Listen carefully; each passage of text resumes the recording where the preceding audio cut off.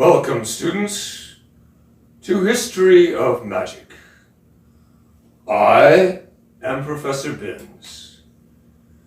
Today we will be discussing the principles of magic in the universe.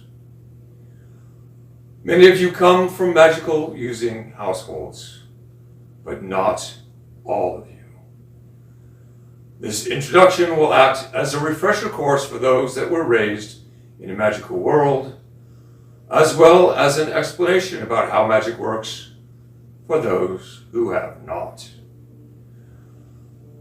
As this information is based in the past, it falls to me to teach the history of it, and as a result, bring you into the present. Since this lesson is elementary, you will not be needing an answer sheet, but taking notes is expected since you will be tested on some of it.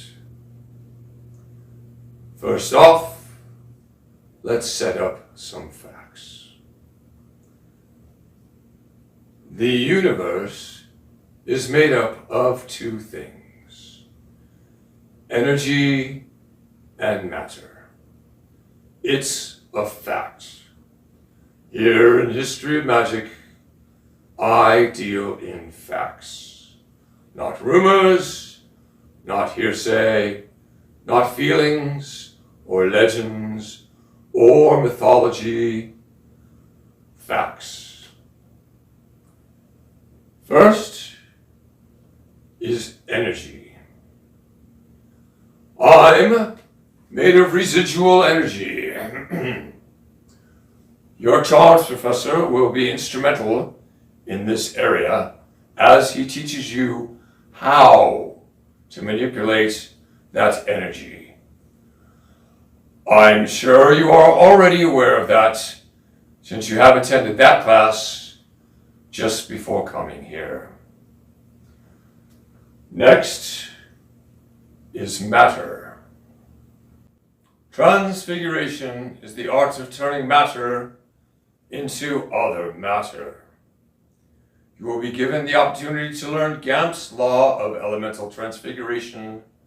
See that you do. This is the how of manipulating matter. You will learn more about the particulars in your transfiguration class. I'm here to teach you the why in both of these areas. Humans are electrical, chemical entities from a certain point of view. You have a liquid system that delivers vital nutrients to every cell in the body and removes unneeded material as well. The electrical system controls the valves and muscles that help move all of the liquids, as well as the air needed to keep the cells living. These are all very mechanical systems that almost all living things on the earth share in one form or another. The electrical systems inside a human is the same electricity that runs throughout the whole world. In fact, the whole universe.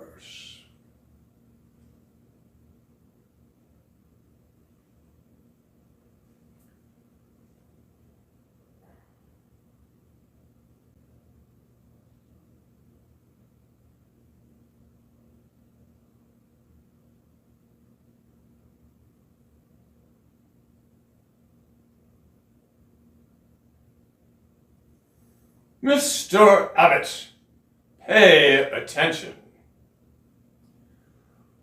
There is another system that is part of these two, but transcends both of these. It is located in a special organ we call the brain.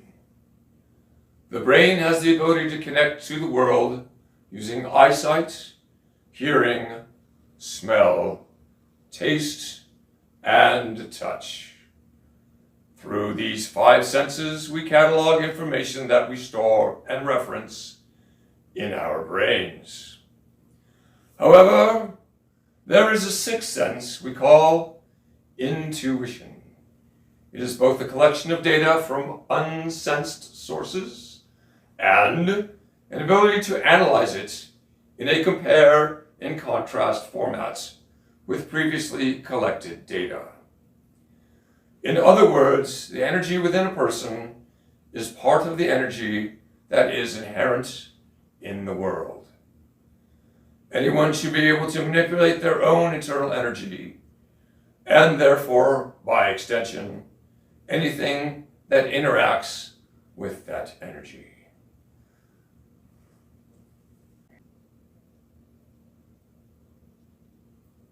Wizard kind has a heightened sixth sense that extends beyond normal Muggle intuition.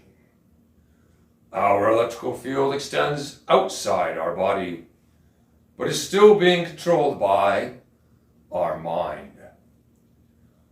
Where a normal Muggle might feel tree bark, a witch would commune with the tree, feeling not only the sense of touch, but the health, workings, and energy of the tree. You might sense someone behind you, but a wizard has the ability to sense the change of energy in the area and act appropriately. You might be a good cook, knowing how to heat organic compounds that make for good eat.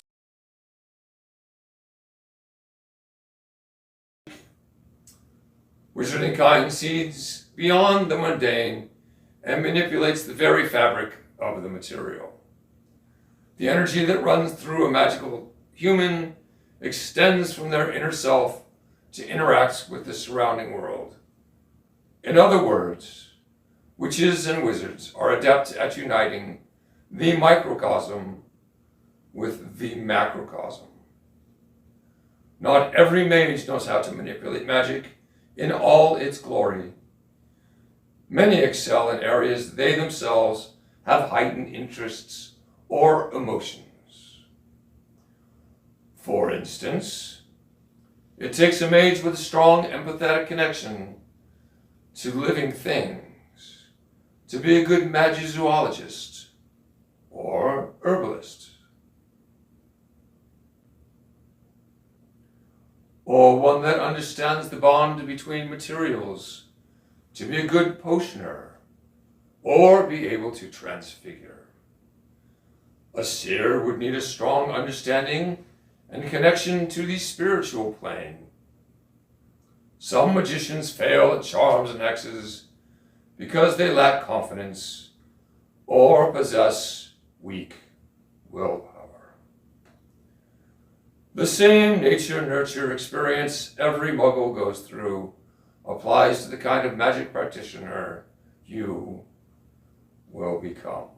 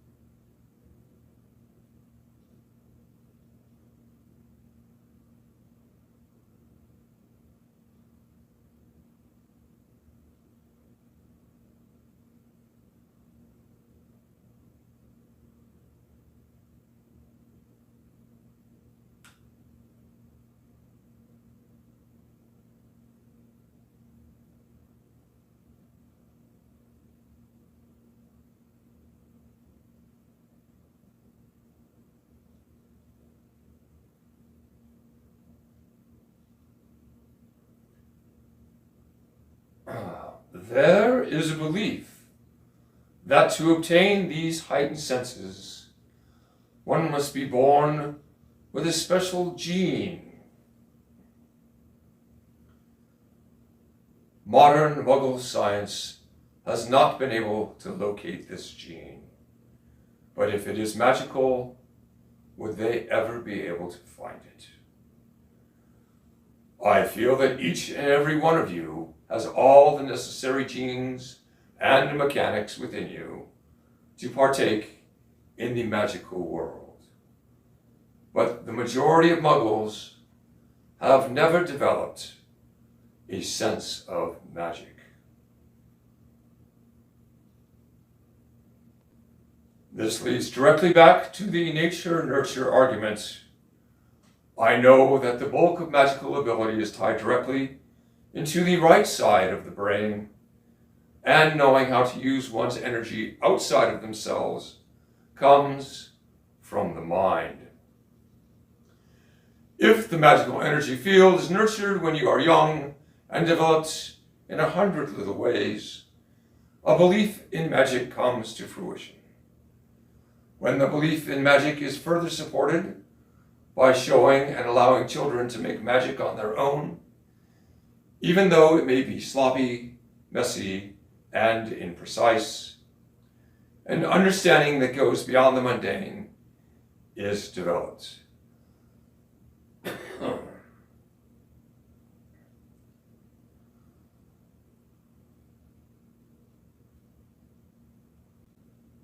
Muggle schools develop left brain activities tied to distinctions, numbers, colors, language, rules.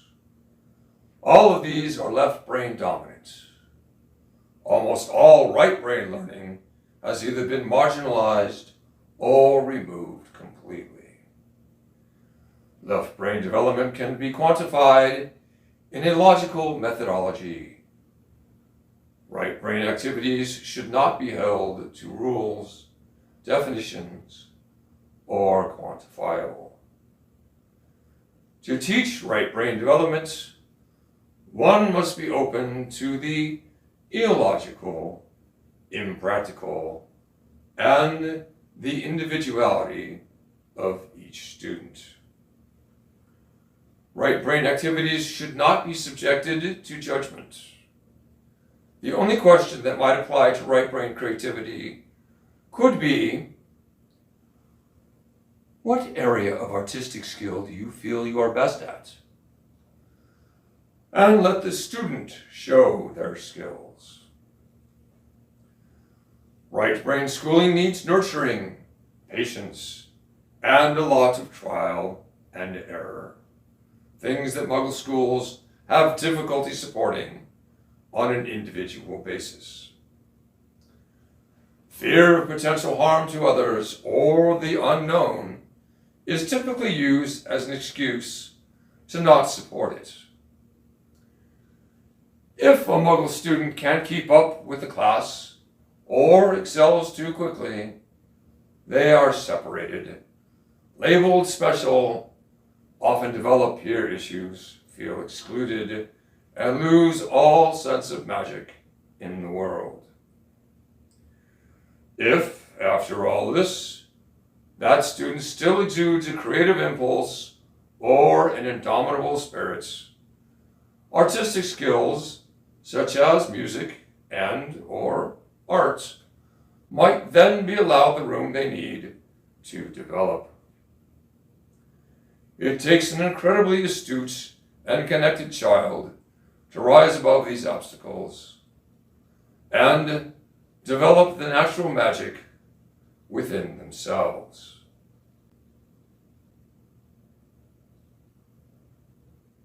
Our objective here at Hogwarts is to support and enhance your abilities in a safe and protected environment. We do that with the help of the following magical tools.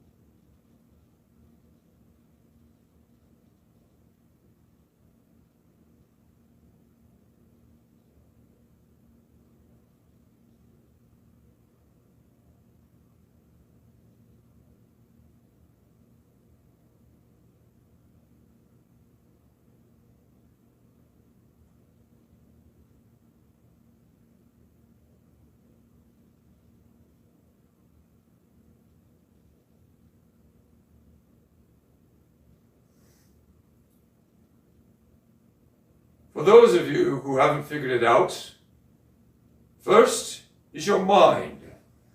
This is the most important and the starting place for all things magical.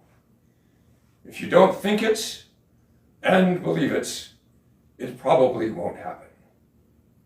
Thoughts move from your head to your mouth. Speak your intention clearly and with assurance. Then on to your hands, where you take action to cause your intentions to materialize. Next is your wand.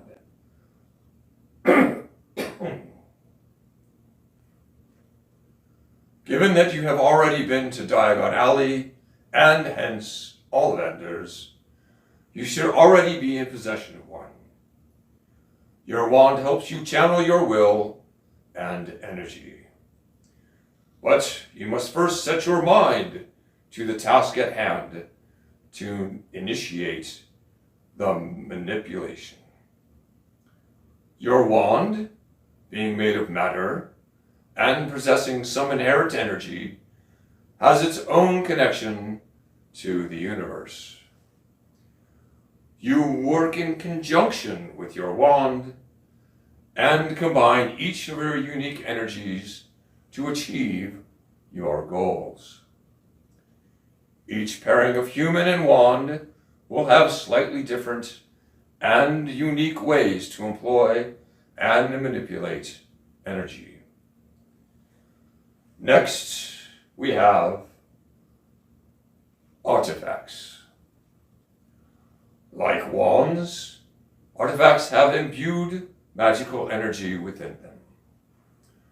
The difference is, wands have magical properties because of the once living material they are constructed with. Artifacts start their life as non-magical items. Artifacts get their magic energy because magic has been forcefully inserted into them, such as a charm, curse, or hex.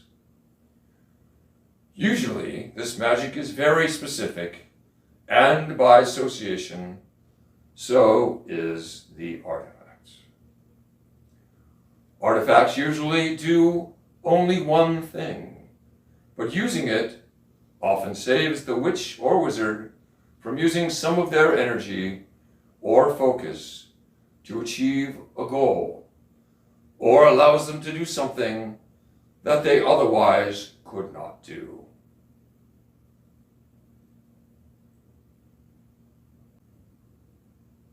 A good example of this is the portkey, or the bottomless bag sold at Twilfit and Tattings. They have an extension charm cast on their insides, so can therefore carry much more than appearances would suggest. There are as many different artifacts as there are wands. Last we have talismans. Talismans, totems, and amulets, and the like, are all of a religious nature, and so therefore have a connection to the spiritual world. Like artifacts, they are created and then permeated with energy. In divinations class, you will learn how to use these items and why they exist. I have no other facts to share about them.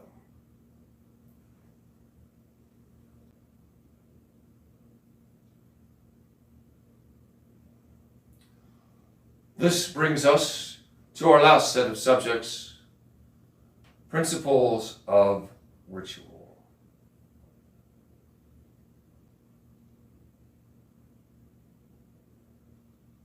First, we have the deity. As I stated earlier, belief in something is what gives magic its goal. Whether the energy comes from within you or from your chosen deity is irrelevant to the mechanics of producing any magical effects. The difference lies in the thought process. I want versus they want. For more on this, you may want to read the Book of Sacred Magic of Amber Merlin the Mage. Ask Madam Pince, our librarian, where to find it. Next is ceremonial invocation. We will cover this subject in more depth in the coming weeks, due in part to the fact that it is steeped in every ancient civilization. Suffice it to say that it is just as the name implies. Ceremony is the process of a formal act or series of acts prescribed by ritual, protocol, or convention, often accompanied by specific verbiage and words of power. These ceremonies are often designed by scholars of magic use for the purpose of gathering energy from multiple people and channeling it for use of a single purpose, requiring more energy than any single witch or wizard could muster alone. The reasoning is often done with the greater good in mind. Unfortunately, this usually means the greater good of those involved in the ceremony. And last we have the dramatic or theatrical ritual. These are done to impress or involve a crowd rather than invoke magic directly.